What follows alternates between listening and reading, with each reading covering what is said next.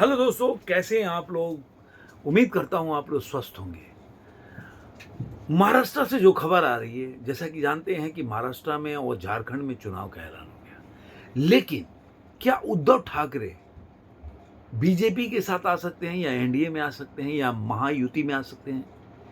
क्योंकि ये खबर जो है सोशल मीडिया पे काफी वायरल हो रहा है और कई मेरे दोस्त जो हैं जो सोशल मीडिया के हैं, उन्होंने इससे पूछा कि आपका इस पे क्या कहना है, आपके पास कोई खबर है कि नहीं। देखिए, न्यूज़ जो होता है वो आपके सामने होता है, चाहे वो प्रिंट मीडिया में देखिए या इलेक्ट्रॉनिक मीडिया में देखिए या डिजिटल प्लेटफॉर्म पे देखिए, न्यूज़ आपको मिल जाएगा।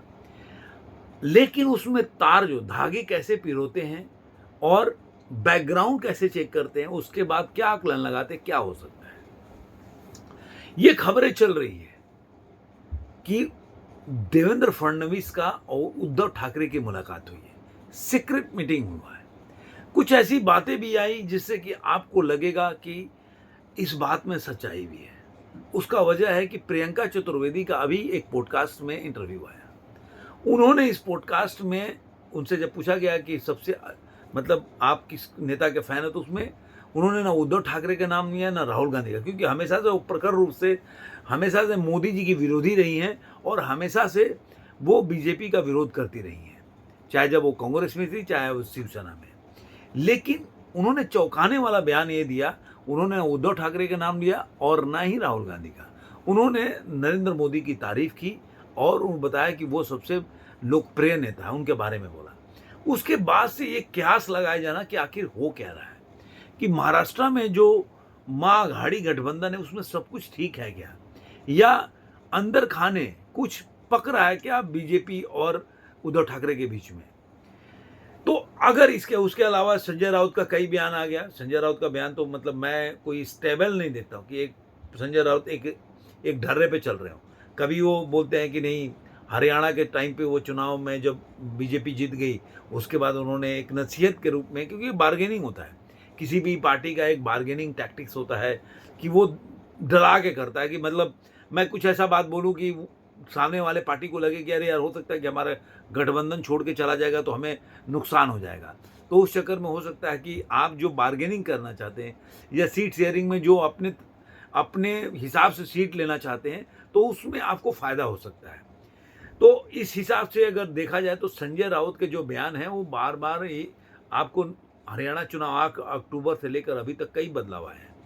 कभी वो बोलते हैं कि भाई महाराष्ट्र के कांग्रेस के लीडर में कोई बात करने के लिए किसी के पास पावर नहीं है, तो हमें तो बात करने के लिए दिल्ली में ही जाना पड़ेगा। फिर उनका अभी बयान आया कि इंटरनेशनल पार्टी है कांग्रेस। फिर उन्होंने बोला कि देखिए, हमारा तो सारा चीज़ बातचीत तय हो चुका है और कुछ हम तो कई सीट हमने लोकसभा के टाइम पे इसलिए छोड़ दिया था क्योंकि हम चाहते थे कि जो संविधान के विरोधी है, मतलब बीजेपी, उसको उसको सबक सिखाना चाहते थे या उसको सत्ता से दूर रखना चाहते थे। इसलिए हमने अपने पार्टी, जैसे कोल्हापुर हो गया, ऐसे जगह पे हमने, हमारे एमपी थे लेकिन हमने छोड़कर कांग्रेस को दिया। तो इससे कयास और एक बोल सकते हैं कि महाराष्ट्र के गलियारे में खबर बहुत तेजी से फैलने लगा। लेकिन दोस्तों, अब इसमें सच्चाई क्या है ये तो दो ही आदमी बता सकते हैं। या तो उद्धव ठाकरे बता सकते हैं या आपके देवेंद्र फडणवीस बता सकते हैं कि आखिर इस बात में कितनी सच्चाई है। मीडिया वाले और हम बैठ के कयास लगा सकते हैं, लेकिन कुछ ऐसी चीजें हैं जिसे आप अगर आकलन करेंगे तो आपके पास भी उसका जवाब मिल जाएगा। आकलन में क्या है कि मान लीजिए कि देवेंद्र फडणवीस के साथ मीटिंग हुई उद्धव ठाकरे की, तो आखिर देवेंद्र फडणवीस को उससे उद्धव ठाकरे को एनडीए में शामिल करने से क्या फायदा होगा, और सेम बात उद्धव ठाकरे को एनडीए में या महायुति में आने से उद्धव ठाकरे को क्या फायदा होगा।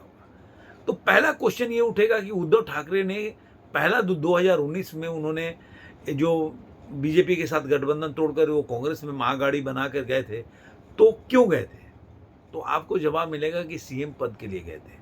अब उनके अंदर क्या डील हुई थी वो तो बोलते हैं कि नहीं, हमारा डील हुआ था 2.5 साल का, और वो देवेंद्र फडणवीस से लेकर अमित शाह बोलते हैं कि कोई ऐसा डील नहीं हुआ था, क्योंकि हमने उनके सामने भी, जब भी हमने साथ में रैली किया तब भी हमने देवेंद्र फडणवीस को as a chief minister project करके और हमने भाषण दिया वहाँ पे। उद्धव ठाकरे में मतलब उपस्थित रहे हैं, तो वो उसको डिनाई करते हैं। अब सच्चाई वो जानते हो, लेकिन आपको मतलब है कि वो पार्टी छोड़कर क्यों गए? वो इस गठबंधन को तोड़ कर क्यों गए? क्योंकि वो सीएम का पद था, उसके लिए गए। अब आप सोचिए कि जब वो सीएम पद, इस समय आपसे सवाल है, आप खुद ढूँढिए, क्या अगर आज के टाइम में उद्धव ठाकरे महायुति में आएँगे तो उनको सीएम बनाएगा कोई? नहीं। दूसरा सवाल फिर उठता है, क्या जो सीट उनको महागाड़ी में मिल सकता है, वो कहाँ महायुति में मिल सकता है क्या? नहीं। क्योंकि देखिए, महायुति में बीजेपी आज 150 पे लड़ रही है, तो बहुत करेगी तो 10 सीट इधर-उधर कर सकती है। 140 पे लड़ जाएगी, अगर एडजस्ट करना हो उद्धव ठाकरे को। और जो 84-85 सीट पे वो लड़ रहे हैं शिंदे साहब, तो वो 10 छोड़ सकते हैं। ऐसे ही अगर जो अजीत पवार है 50 पे लड़ रहे हैं तो 10 छोड़ सकते हैं। तो क्या 30 सीट लड़ने के लिए उद्धव ठाकरे महाअघाड़ी छोड़कर महायुति में आएगी? नहीं। ये सब रूमर्स जो होता है ना, कई बार क्या होता है कि हम जानबूझकर इसको फ्लोट कराते हैं, ऐसा मुझे लगता है। क्यों? क्योंकि इससे ना उद्धव ठाकरे को फायदा होने वाला है महायुति में आने से, और ना देवेंद्र फडणवीस को फायदा होने वाला है। क्योंकि सीएम पहले से ही एकनाथ शिंदे हैं, और जो रैली किया अमित शाह ने अभी कुछ दिनों पहले जो विदर्भ में, तो उन्होंने बोला कि 2029 में जब हम चुनाव लड़ेंगे तो हमारा सीएम होगा, मतलब हम अकेले चुनाव लड़ेंगे और हमारा सीएम होगा। तो वो उसकी तैयारी कर रहे हैं, मतलब उनके दिमाग में भी है कि आज के टाइम में भले ही हम कंप्रोमाइज़ करके एकनाथ शिंदे को हम सीएम बना रहे हैं, लेकिन इन फ्यूचर हम अपना सीएम देंगे, फुल फ्लेजेड अपना सीएम देंगे, जिससे किसी के भी बैसाखी की ज़रूरत ना हो। तो जो व्यक्ति इस तरह का अगर मतलब तैयारी करके चुनाव लड़ रहा हो 2029 तक, तो ऑब्वियसली वो आज के टाइम में उद्धव ठाकरे के साथ गठबंधन नहीं करेगा। तो ये होता क्या है? अब इसमें मेरे देखने से यही लगता है कि ये सब बार्गेनिंग टैक्टिक्स है। देखिए, होने को तो कुछ भी हो सकता है, कल आ जाएंगे, कैसे एडजस्ट होगा मुझे नहीं पता है।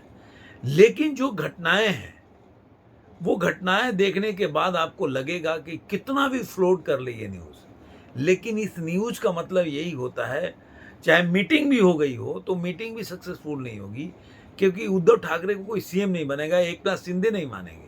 अजीत पवार तो अलग ही सपना देखते हैं। जो लोकसभा में उनका प्रदर्शन आपको पता ही है कि किस तरह का उनके पार्टी का प्रदर्शन हुआ है, तो वो अलग ही फिर भी सपना देखते हैं कि मैं सीएम बन सकता हूँ। तो जब सीएम एकनाथ, अगर अजीत पवार अपने इच्छाओं को दबाकर और एकनाथ शिंदे के साथ हैं, तो एकनाथ शिंदे तो सीएम बने हुए हैं, तो वो किस लिए मतलब उद्धव ठाकरे को आगे करके और अपने पीछे हो जाएंगे। और देवेंद्र फडणवीस अब की मतलब क्या, उद्धव ठाकरे और एकनाथ शिंदे और सबको स्वीकार करेंगे एज ए सीएम, और जिंदगी भर का डिप्टी सीएम रहने वाले हैं। अगर मान लीजिए कि कई लोग बोलते हैं कि वो सेंटर में चले जाएंगे, तो आखिर बीजेपी का जो सबसे ज़्यादा पार्टी होगी, मेरे को जहाँ तक उम्मीद है बीजेपी सबसे ज़्यादा सीट निकालेगी। तो मान लीजिए कि बीजेपी अगर सबसे बड़ा पार्टी होती है, तो क्या वो मतलब जो लोग सीएम हमेशा से बन रहे हैं वैसे ही बनने देंगे? नहीं। तो सब मिला जुला के मुझे ऐसा लगता है, मेरा ऐसा आकलन है कि ये जो जितने भी खबरें चल रही है, मीटिंग हो ना हो, ये कोई सक्सेसफुल नहीं होगा। पहले हो सकता था जब शिवसेना नहीं टूटी थी, लेकिन आज के टाइम में मतलब महायुति में एडजस्ट करना बहुत बड़ा बात है। आज 5-5 सीट के लिए आप देखिए कि मतलब 12 सीट मांग रहे हैं जो अखिलेश यादव है, और उनका कांग्रेस के साथ एकदम 36 का आंकड़ा हो गया है।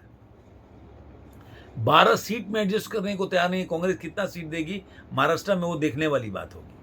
तो आप सोचिए कि 12, 10, 5 सीट के लिए पार्टियां गठबंधन टूट जाती है, तो वहां पे जो व्यक्ति मांग रहा है कि 100 सीट अगर कांग्रेस लड़ेगी, तो उद्धव ठाकरे मान रहे मैं भी 100 पे लड़ूंगा, वो 30-40 सीट पे कैसे मान सकती है? ये एक देखने वाली बात होगी। और देखिए, वहाँ पे जब होता है कि विन विन सिचुएशन होता है कि चलो मेरे को सीएम बनना ही नहीं है, कैसे भी गठबंधन करना है कि मैंने 40 पे लड़ाऊँ और उसमें से 35 जीत जाऊँ, लेकिन उसमें कोई ऐसे महत्वाकांक्षा ना हो। सेंटर में जाना नहीं है उद्धव ठाकरे को, तो उद्धव ठाकरे को एज ए सीएम लड़ना है, तो सेंटर में एडजस्ट हो सकता है। जैसे कहीं और जगह हो, या नीतीश कुमार है तो उनके पार्टी के लोगों को, मान लीजिए सीएम नहीं भी रहे नीतीश कुमार, तो उनके पार्टी के किसी को सेंटर में मंत्री बना, जैसे ललन सिंह बने हैं। लेकिन यहाँ तो ऐसा सीन नहीं है, उद्धव ठाकरे ही मेन है, वो सेंटर में कोई पद लेंगे नहीं, तो आखिर वो किस लिए जाएंगे? तो मेरा ऐसा मानना है कि ये सब जितनी भी बातें, ये सब टैक्टिस होता है केवल दबाव बनाने का, कि मुझे कितना सीट यहाँ के महाराष्ट्र के इलेक्शन में हो जाएगा। और ये दबाव इतना जल्दी बढ़ेगा, देखिए, क्योंकि 20 तारीख के पहले ये सब अब ये दिवाली की छुट्टी आएगी, 3-4 दिन इसी में चला जाएगा। तो आपको केवल प्रचार, आपको उसी दिन में प्रचार भी करना है, कैंडिडेट को घोषित करेंगे, उसके बाद ही प्रचार कर सकते हैं। अभी मुझे पता ही नहीं है कि मैं यहाँ से चुनाव लड़ूंगा तो मैं क्या प्रचार कर लूँगा। तो ये सारा चीज़ आपको 1 हफ्ते में पता चलेगा, कौन कितना पानी में कितना सच्चाई है। बाकी अंत में एक ज़रूर बोल सकता हूँ कि सारा गेम जो है वो सब क्या होता है, पॉलिटिक्स होती है। अब उसमें अगर उनका गठबंधन हो जाए, कोई उनको ऐसा दिख जाए कि मैं इसमें एडजस्ट हो सकता हूँ, तो उसके लिए मैं क्या कर सकता हूँ?